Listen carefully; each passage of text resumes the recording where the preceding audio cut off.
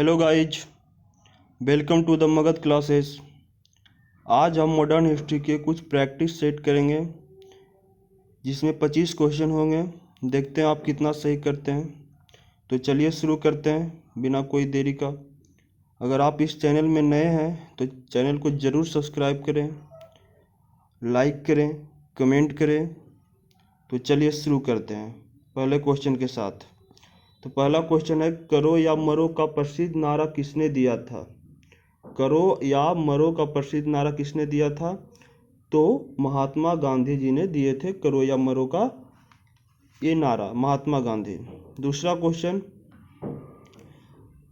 अंग्रेज ने भारत में अपनी पहली फैक्ट्री कहाँ स्थापित की थी?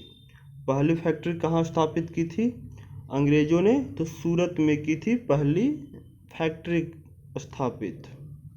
अगले क्वेश्चन की ओर बढ़ते हैं। अगला क्वेश्चन है, निम्नलिखित में किस वर्ष में 26 जनवरी का दिन को स्वतंत्रता दिवस के रूप में मनाया गया था? ऐसे हम लोग 15 अगस्त को मनाते हैं स्वतंत्रता दिवस, लेकिन एक बार 26 जनवरी को स्वतंत्रता दिवस के रूप में मनाया गया था। उस दिन यानी कि उस ईस्वी का कौन सा ईस्वी है वो आपको बताना है। 1930, 1929, 1942 या 1946? तो 1930 में पहली बार 26 जनवरी को स्वतंत्रता दिवस के रूप में मनाया गया था।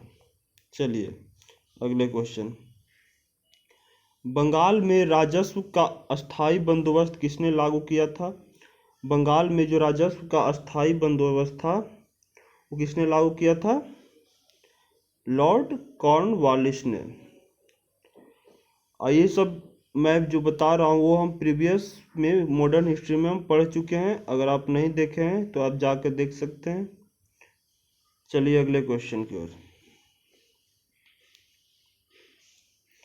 यह किसने कहा था कि इस समय मध्य रात्रि होते ही जब संसार सो रहा है तो भारत जीवन तथा स्वतंत्रता के लिए जाग उठा है? ये किसकी वाणी थी कि इस समय मध्य रात्रि होते ही जब संसार सो रहा है तो भारत जीवन तथा स्वतंत्रता के लिए जाग उठा है? ये जवाहरलाल नेहरू की वाणी थी। अगले क्वेश्चन की ओर, भारत में अंग्रेजी का पहला समाचार पत्र किसने शुरू किया? अंग्रेजी का तो कौन किया था? J.A. हिकेश किया था। J.A. हिकेश किया था पहला समाचार पत्र शुरू। और पहला अंग्रेजी समाचार पत्र का क्या नाम था? बंगाल गजट। वो भी याद रखिएगा, बंगाल गजट।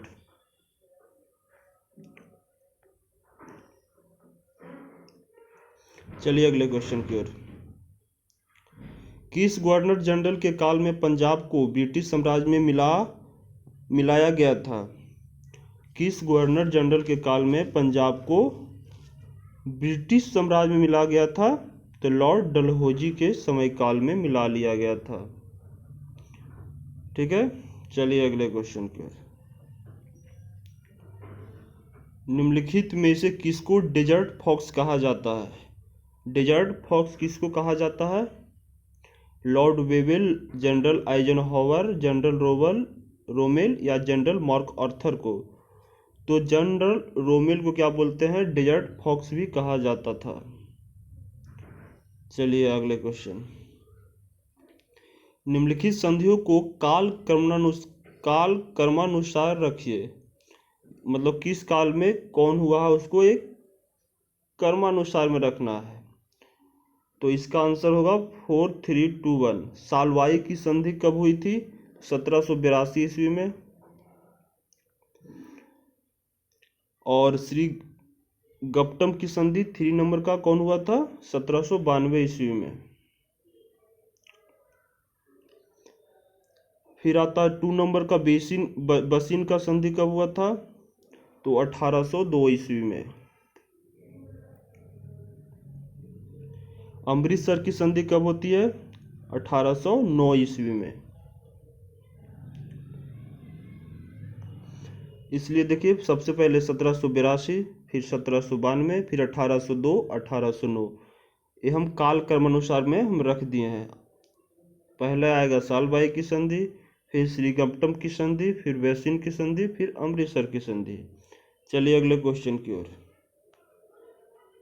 तो इसका आंसर 4321 होगा, याद रखेगा। मदुरई तक सफलतापूर्वक बढ़ने वाला दिल्ली का जनरल कौन था? मदुरई तक सफलतापूर्वक बढ़ने वाला दिल्ली का जनरल कौन था? खिजर खां, मोहम्मद गौरी, मालिक काफूर, मोहम्मद बिन तुगलक। तो इसका आंसर मालिक काफूर होगा, सी नंबर का मालिक काफूर। चलिए अगले क्वेश्चन की ओर। भारत सरकार अधिनियम 1919 को एक और नाम से भी जाना जाता हुआ है मॉर्लो मिंटो सुधार, मॉन्टेग्यू चैम्सफोर्ड सुधार, रेगुलेटिंग एक्ट या फिट्स इंडिया एक्ट। तो भारत सरकार अधिनियम को दूसरे नाम से क्या भी जाना जाता है? मॉन्टेग्यू चैम्सफोर्ड सुधार। आंसर बी होगा, मॉन्टेग्यू चैम्सफोर्ड सुधार को नाम से जानते हैं भारत सरकार अधिनियम को। चलिए अगले क्वेश्चन। भारतीय राष्ट्रीय कांग्रेस का जनक किसे कहा जाता है? तो भारतीय राष्ट्रीय कांग्रेस का जनक ए.ओ. ह्यूम को कहा जाता है। और राष्ट्रीय कांग्रेस का पहला अध्यक्ष कौन था? पहला महिला अध्यक्ष कौन था? तो एनी बेसेंट था। पहला भारतीय महिला अध्यक्ष कौन था? तो सरोजिनी नायडू थे, ये भी ध्यान रखिएगा। कब गठन होता है कांग्रेस का? 1885 ईस्वी में, ये भी ध्यान रखिएगा। कांग्रेस का गठन 1885 ईस्वी में।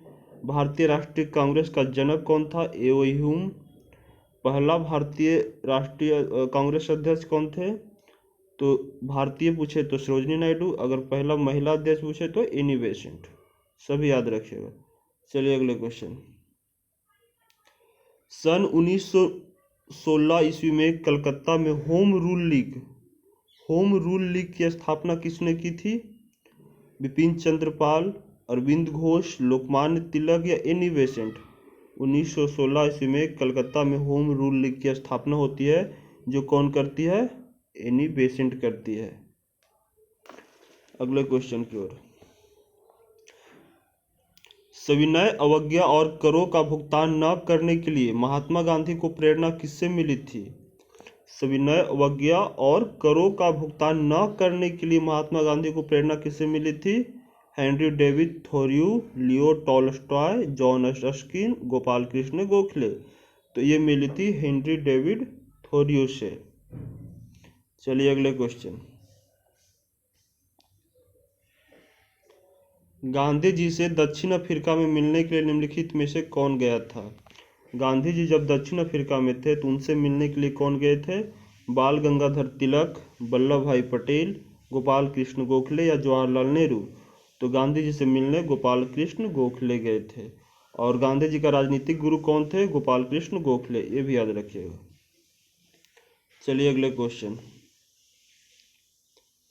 भारत की संविधान सभा का संवैधानिक सलाहकार कौन था? भारत की संविधान सभा का संवैधानिक सलाहकार कौन था? Doctor Rajendra Prasad, doctor Bhimrao Ambedkar, sir B N. Rau या श्री के.एम. मुंशी। तो कौन थे सलाहकार? Sir B N. Rau, sir B N. Rau, याद रखिएगा। संवैधानिक सलाहकार कौन थे? Sir B N. राव। चलिए अगले क्वेश्चन। स्वतंत्र भारत की लोकसभा का पहला अध्यक्ष कौन था? जब भारत स्वतंत्र था तो उस समय लोकसभा का पहला अध्यक्ष कौन बना था? हुकुम सिंह, बलीराम भगत, रवि राय या जीवी मावलकर। तो जीवी मावलकर जी बने थे पहले अध्यक्ष लोकसभा का स्वतंत्र भारत का। नमक सत्याग्रह किस वर्ष में हुआ था? तो नमक सत्याग्रह किस वर्ष में हुआ था? 1930 ईस्वी में हुआ था नमक सत्याग्रह। चलिए अगला क्वेश्चन। अगला क्वेश्चन क्या बोल रहा है? कलकत्ता विश्वविद्यालय किस शैक्षिक रिपोर्ट के माध्यम से अस्तित्व में आया था? तो कलकत्ता विश्वविद्यालय है जो वुड का डिस्पैच माध्यम से अस्तित्व में आया था। आंसर इसका डी होगा। कलकत्ता विश्वविद्यालय है जो वुड डिस्पैच के शैक्षिक रिपोर्ट के माध्यम से अस्तित्व में आया था। चलिए अगले क्वेश्चन बोलते हैं। कैबिनेट मिशन भारत में किस वर्ष आया था? कैबिनेट मिशन है जो भारत में 1946 ईस्वी में आया था, ये ध्यान रखिएगा। कैबिनेट मिशन भारत में 1946 ईस्वी में आया था। मुस्लिम लीग की स्थापना किस वर्ष हुई थी? तो मुस्लिम लीग की स्थापना 1906 ईस्वी में होती है मुस्लिम लीग की स्थापना। अगला क्वेश्चन, भारत का पहला वायसराय कौन था? भारत का पहला वायसराय कौन था? तो लॉर्ड कैनिंग थे। भारत का पहला वायसराय लॉर्ड कैनिंग। चलिए अगले क्वेश्चन, फरवरी 1928 में भारत आने वाले साइमन कमीशन का बहिष्कार किया गया क्योंकि फरवरी 1928 में क्या आता है? साइमन कमीशन भारत आता है। साइमन कमीशन का गठन कब होता है? तो साइमन कमीशन का गठन 1927 ईस्वी में होता है, लेकिन भारत कब आता है? 1928 ईस्वी में आता है। इसका बहिष्कार क्यों किया गया? क्योंकि उनके जो सदस्य थे सभी अंग्रेज थे। ये होगा इसका आंसर, उनके सभी सदस्य क्या थे? अंग्रेज थे, इसलिए इसको बहिष्कार किया गया। चलिए अगले क्वेश्चन, विभाजन परिषद का अध्यक्ष कौन था? विभाजन परिषद का अध्यक्ष कौन था? एम.ए. जिन्ना, लॉर्ड माउंटबेटन, जवाहरलाल नेहरू या बी.पी. मेनन? तो कौन थे? लॉर्ड माउंटबेटन थे जो विभाजन परिषद का अध्यक्ष थे। अगली क्वेश्चन, कांग्रेस की पहली महिला अध्यक्ष कौन थी? ये हम पहले भी बोले कि कांग्रेस की पहली महिला अध्यक्ष पूछे तो एनी बेसेंट थे। अगर पहली भारतीय महिला अध्यक्ष पूछे तो सरोजिनी नायडू थे। इसका आंसर ए होगा। कांग्रेस की पहली महिला अध्यक्ष कौन थी? एनी बेसेंट थी। ये हो गए पूरे 25 क्वेश्चन। नेक्स्ट वीडियो में फिर से 25 क्वेश्चन मिलेंगे। तो आपको कितना सही हुए आप कमेंट में ज़रूर बताएं। अगर वीडियो अच्छा लगा हो तो चैनल को सब्सक्राइब जरूर करें, लाइक करें, शेयर करें। Thank you. मिलते हैं अगले वीडियो में।